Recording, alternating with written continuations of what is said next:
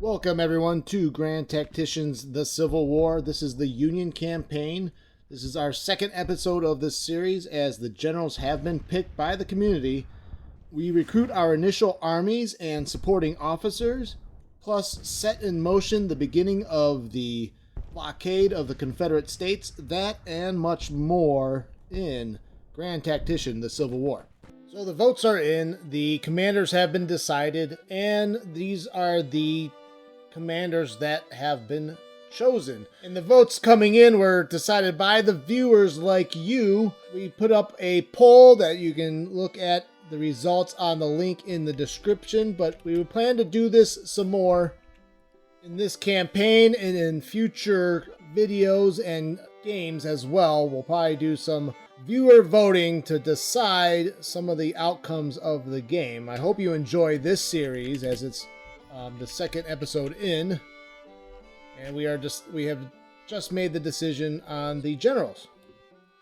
General JosephHooker was one of the generals chosen, and he will be set to command the Army of the East, we're going to call it. Grand Tactician does allow you to rename your armies, so when you're typing in or changing an army or corps name, it shows up all caps on the unit information screen, okay?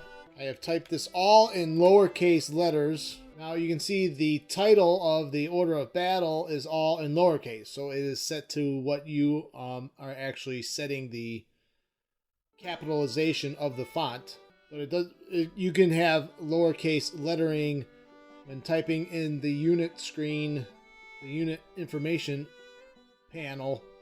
It all shows in caps. It doesn't matter if you have caps on or not. But it makes a difference on the order of battle screen. So if that's something that's going to irritate you, be warned, that is. So why don't we fix that right now? Army.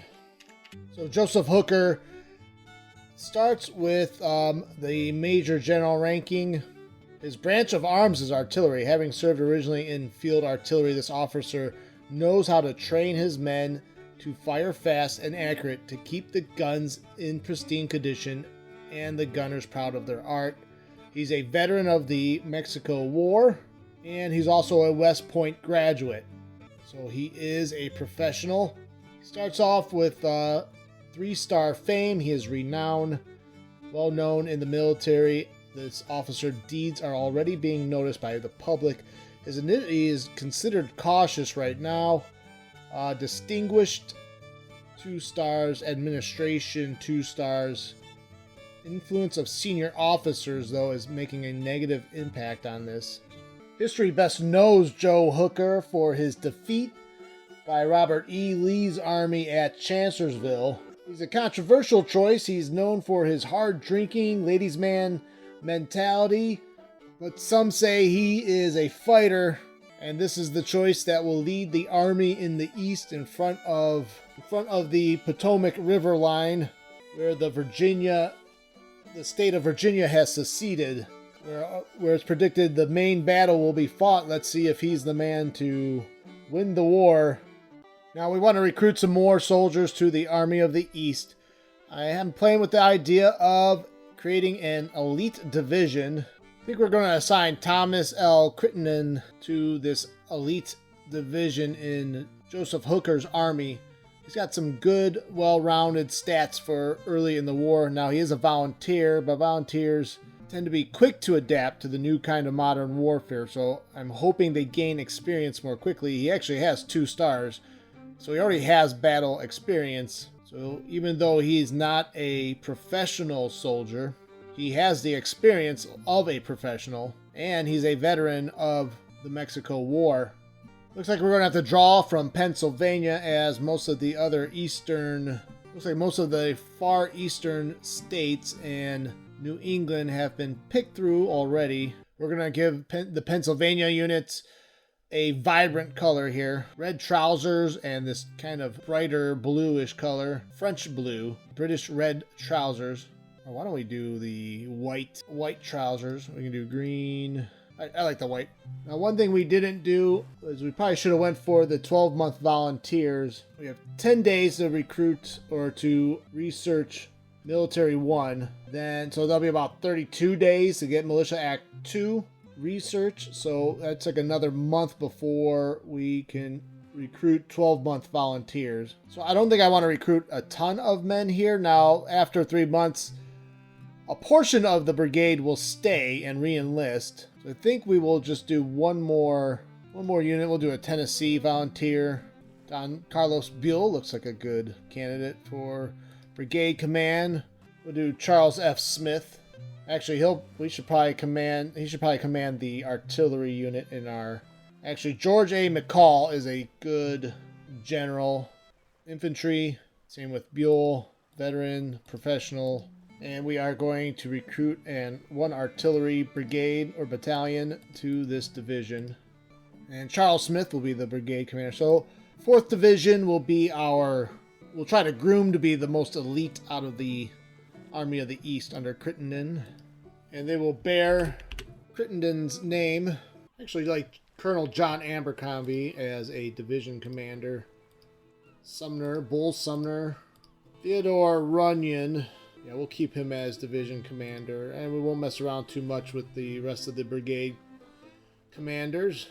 Also, we want to save some more of our generals for the other theaters. We have the Department of Pennsylvania, which we will rename to the Army of the Shenandoah. Major General James Shields, and I don't know why they don't have a portrait for him. He's not a very famous general from the war, but not unknown either. Also very more known for a lot of his political exploits after the war. But he was one of the generals that was an honorable mention in the voting polls, so we're going to give him command of the Army of the Shenandoah. I'm going to replace some of these division commanders.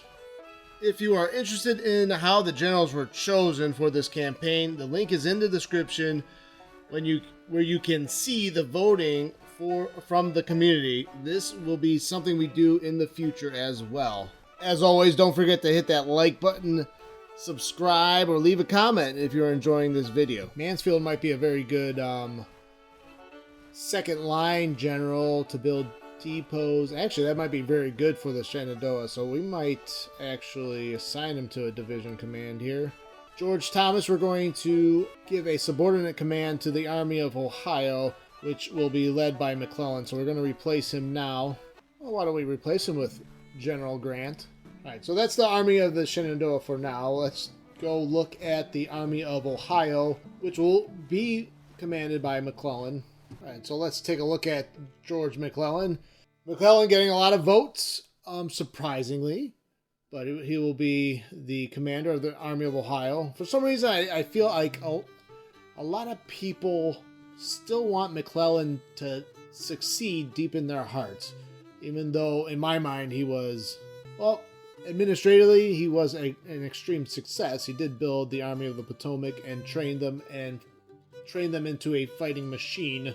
But it is the opinion of this YouTuber that McClellan could not get out of the way of his own ego, and that was the main reason he ultimately failed.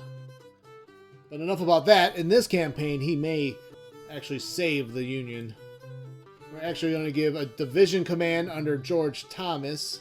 Unfortunately, he has the likes of Duval and Milroy under his. Milroy seems to get along with Thomas. Thomas, professional, veteran, artillery is his specialty. We should probably assign an artillery. John C. Fremont will command the artillery. Let's see if we can find an artillery commander. Lieutenant Colonel Henry Burton, John Gibbon. Well, let's assign Gibbon. We'll have to keep an eye on Gibbon, as his stats are very good.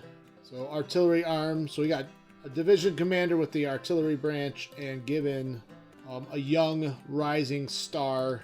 And obviously McClellan. I'm surprised they don't give him a 3-star administration rating. McClellan should have a high administration rating, if anything. I mean, you can take away even the passive initiative. Even leadership shouldn't be that too bad. I would say cunning, 1 star and initiative 1 star. Alright, we will recruit some more men. They assigned some of the oldest generals in the army. David Hunter is actually going to be assigned out west, so we're going to replace him. So we can find a infantry commander. Major Robert Buchanan. He's a master administrator. Actually, we'll assign Wool to a interior department. Henry Hunt, he's an artilleryman. The Union boasts some really good artillery commanders. Heinzelman. Alright, so you can see unit histories are now working. Alright, so there's the Army of Ohio under George B. McClellan. And a little introduction to General George McClellan for those of you that might not know. Rose to the rank of commanding general of the U.S. Army for the Union. He was basically taking over for the aging Winfield Scott, the famous general from the Mexican-American War. McClellan was instrumental in raising and organizing and training the main Eastern Theater Army, the Army of the Potomac. Unfortunately for McClellan, he has been criticized for being overly cautious and downright insubordinate to his commander-in-chief, President Lincoln. They often were definitely not on the same page. Lincoln, President Lincoln, constantly trying to nudge McClellan into action, as McClellan always found something more important to do than actually getting his army in motion, taking the initiative before his enemy could, to keep the enemy on the ropes. That was not McClellan's strong suit. So, controversial man, but definitely very important he did build that army, very good at building an army and training it. That was George McClellan. And out west, we will replace Major General William Harney with Black David Hunter. Hunter, a New Yorker and abolitionist, as well as Nathaniel Lyon, originally from Connecticut, so a fellow New Englander, and although they're not outright abolitionists, they are supported by the abolitionist movement in the Northeast.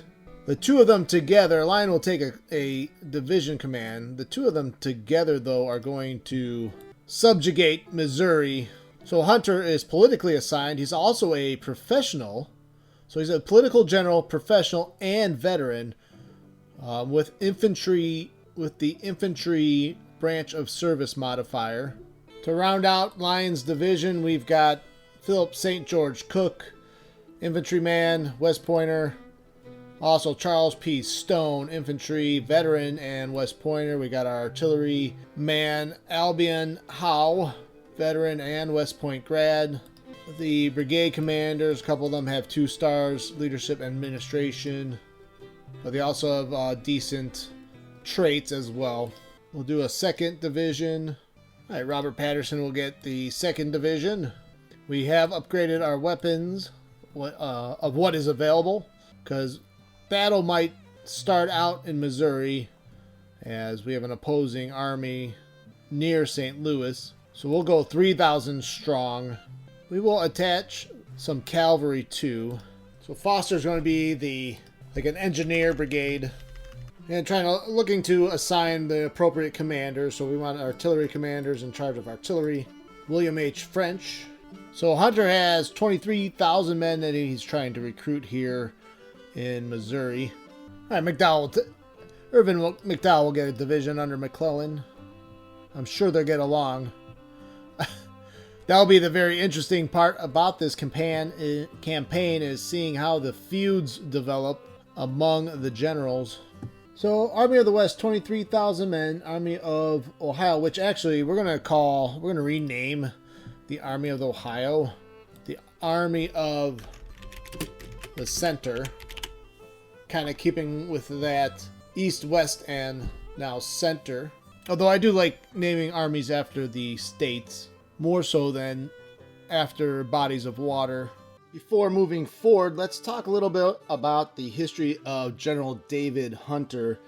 Probably not as well known as Joseph Hooker and George McClellan, but Black Dave, as his nickname was, David Hunter, was very anti-slavery, and he did strike up a correspondence and grew close to President Lincoln, even accompanying President Lincoln on the way to the White House before Lincoln's inauguration.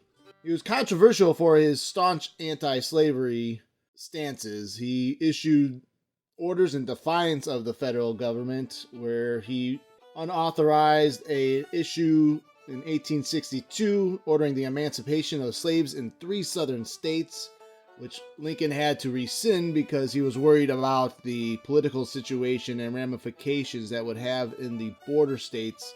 General David Hunter also fought in the First Bull Run, then assigned to the Department of the West. He was also serving in Kansas after he was removed from the Department of the West. Then he went over to administer in the Department of the South in South Carolina. That's where he ordered his emancipation in 1862 for South Carolina, Florida, and Georgia. While in the Department of the South, he was a strong advocate of arming black men to fight in the war. So he was very instrumental in pushing that effort. In 1864, he would take over in the Shenandoah Valley, replacing Franz Sigel. He had some initial success, but then was later defeated by Jubal Early at Lynchburg and started losing favor from General Grant. And seeing the pressure that was on him, he relinquished his full command over General Sheridan in that campaign, as Grant was not a very big fan of David Hunter as far as field command was concerned.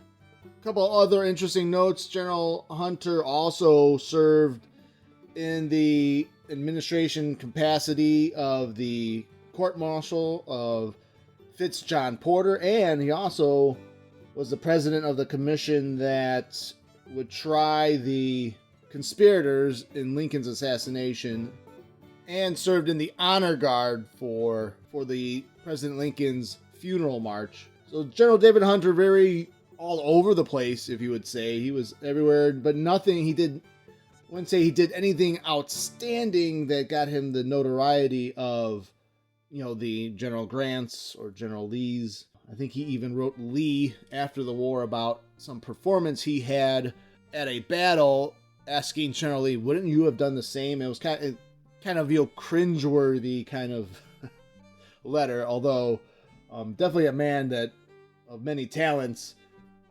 All right, there you have it. We have our 3 main armies: the Army of the East under Joseph Hooker, Army of the Center, George B. McClellan, the Army of the West under David Hunter.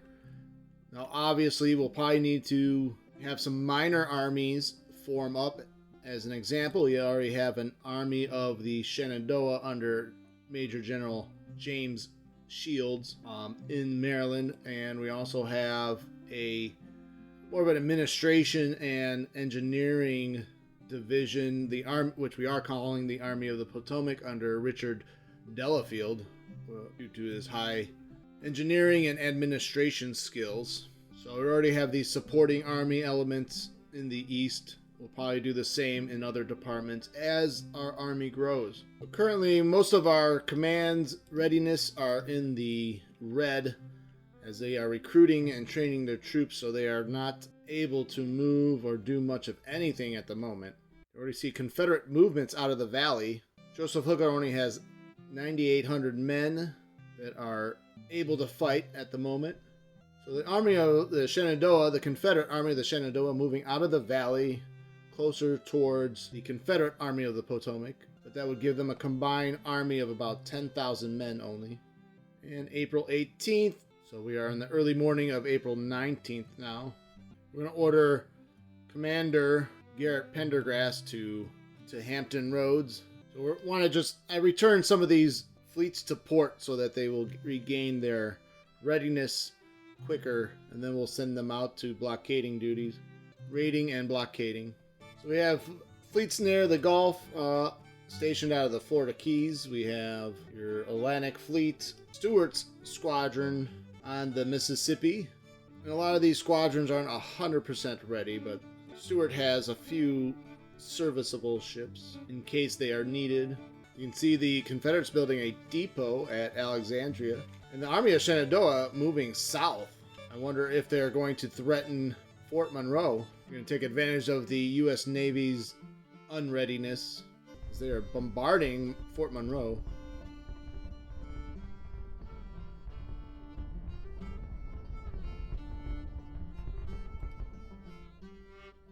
Taking a few casualties. Oh, sick. They're sick and wounded. 30 guns commanding Fort Monroe. It looks like Fort Monroe is firing on the James River Squadron. Delafield will move to Frederick to build a depot there.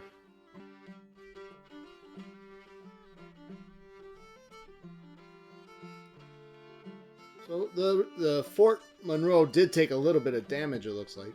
Alright, so we have the home squadron right at Hampton. We need to assign... We're going to assign blockading duties there. So we have Norfolk blockaded and as far south as Elizabeth, North Carolina.